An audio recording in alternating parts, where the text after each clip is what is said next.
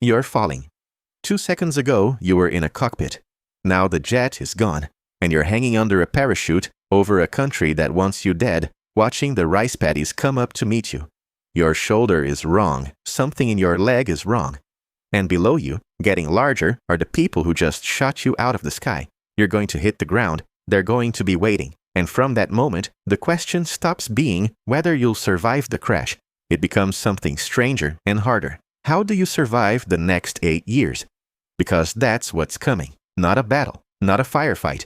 Years. Years in a cell, mostly alone, with men whose entire job is to take you apart slowly. This is the story of how American prisoners survived that. And the thing that kept them alive wasn't strength, and it wasn't really luck. It was something almost nobody saw coming. Let's start with the first man to find out. On August 5th, 1964, a Navy pilot named Everett Alvarez Jr. was shot down over North Vietnam. He was the first American flyer captured in the North, and here's the strange part. At first, his captors had no idea what to do with him. There was no prison system for American pilots yet, so they stuck him in a local police jail. For a little while, his meals were takeout, brought in from restaurants down the road. That did not last. Alvarez would spend the next 8.5 years in captivity. He was still a prisoner when men who'd been in grade school the day he went down showed up in the same cells. When the prisoners were finally released in 1973, 591 Americans came home. Alvarez had been there for almost all of it. Most of them ended up in the same place, an old stone prison in downtown Hanoi that the French had built back in the 1890s to hold Vietnamese political prisoners. The Americans gave it a nickname, the kind of grim joke that gets you through a bad day. They called it the Hanoi Hilton. But the cells weren't the weapon. The walls weren't the weapon.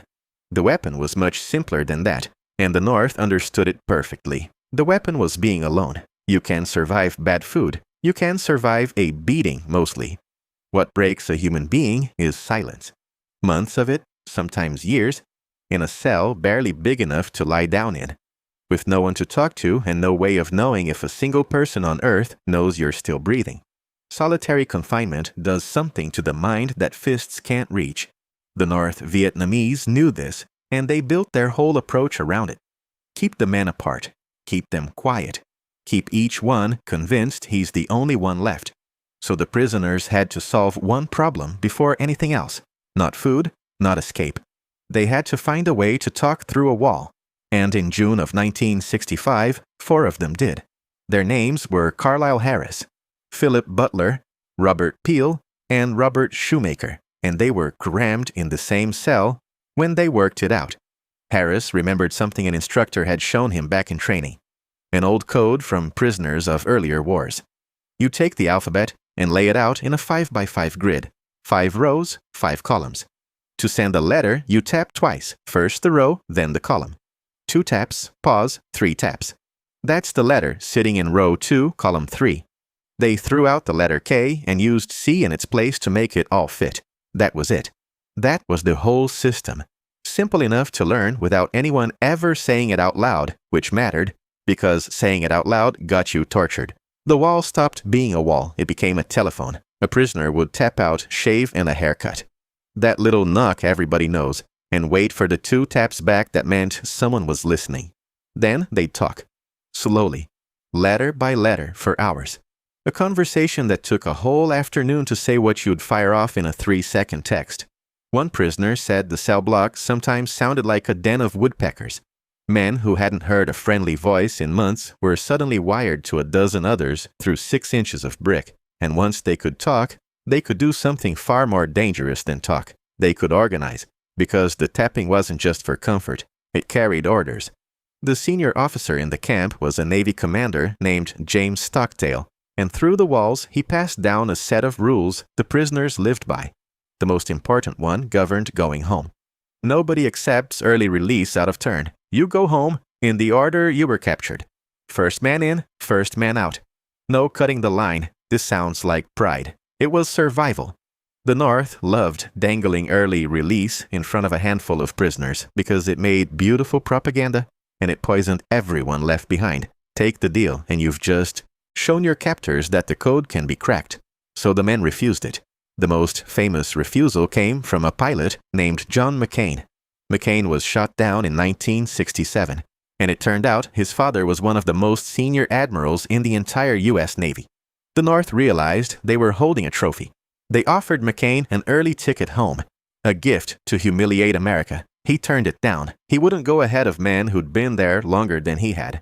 He stayed almost 5 more years. Stockdale went even further. When the North wanted to parade him in front of cameras as a healthy, well-fed prisoner, he made himself unusable. By his own account, he cut his own scalp with a razor and beat his face with a stool so there'd be nothing worth filming. That wasn't despair. That was strategy. Another prisoner, Jeremiah Denton, was forced to sit for a filmed propaganda interview. While he answered their questions, he blinked, slowly, deliberately, in Morse code, spelling out one word over and over, Torture. It was the first hard proof the outside world got of what was actually happening inside those cells. And then there's my favorite of them, a young enlisted sailor named Doug Hegdahl, who had genuinely fallen off the deck of his own ship into the sea and gotten fished out by the enemy. Hegdahl decided his smartest move was to act like the dumbest man in Vietnam. The guards bought it completely. They nicknamed him the Incredibly Stupid One and basically let him wander, which gave him the run of the place. He used it to memorize the names of more than 250 fellow prisoners, set to the tune of Old MacDonald so he wouldn't lose them. When his commanding officer ordered him to take early release, he carried every single one of those names home in his head. Hundreds of families learned their man was alive because a sailor played dumb and hummed a nursery rhyme to himself for months. So that's the story you've probably heard. Clever, defiant pilots tapping on the walls, outlasting their captors with a secret code. And all of it is true. It's also not where most of the dying happened, because the famous prisoners, Alvarez and McCain and Stockdale and the rest of the Hanoi Hilton, were the ones who, by the brutal math of this war, actually had the better odds. They were officers. They were pilots. They were valuable. And a valuable prisoner in a stone building in a capital city is a prisoner somebody has a reason to keep alive. The men who died were somewhere else entirely, hundreds of miles south, in the jungles of South Vietnam. Other Americans were living a completely different captivity. No stone prison, no clever nickname, just bamboo cages in a clearing, dragged deeper into the jungle every few weeks to stay ahead of American patrols. The food was rice that had been sitting in storage for years, rotten, full of weevils and rat droppings. One prisoner later did the arithmetic and worked out he'd been living on roughly 600 calories a day. Malaria, dysentery, and plain starvation moved through the cages like weather. There was one camp run loosely under an army doctor named Floyd Kushner, himself a prisoner, captured after a helicopter crash. 27 Americans passed through that camp over the years. 10 of them died there. Some, by the doctor's own account, died in his arms. Of hunger and disease, he had no medicine to fight. Sit with that number. In the jungle, your odds of getting home were closer to a coin flip. And here's the part that doesn't fit on a placemat. The jungle prisoners didn't have the tap code. They didn't have a tidy chain of command passing orders through the walls, because half the time there were no walls. Just men chained in hammocks, too sick and too scattered to organize anything. Some of them broke, some accepted early release, some signed statements. And when they finally came home, they came home to a quieter, colder welcome than the pilots got. They weren't weaker men, they were starving men, missing the one thing that kept the Hanoi prisoners alive. They were alone, and they stayed alone.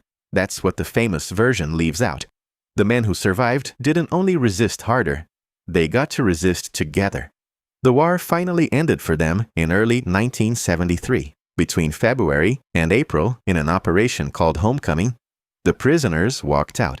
The first man off the first plane was Jeremiah Denton, the one who'd blinked the word torture into a camera years earlier. He stepped onto the tarmac and said he was grateful to be home. 591 came home that way. The longest held among them, an Army officer named Floyd Thompson, had been a prisoner for just short of 9 years, the longest any American has ever been held. He was captured in the jungle in 1964, back when most Americans couldn't.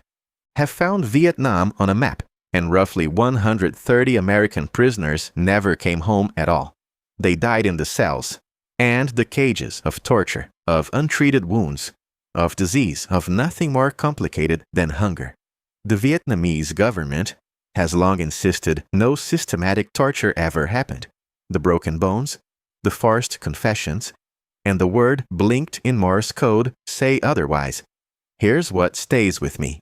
The man who made it through the worst of it, years in the dark, no proof anyone knew they were alive, survived on a connection they could barely hear. A few taps on a wall from a man they'd often never see, in a cell they'd never set foot in.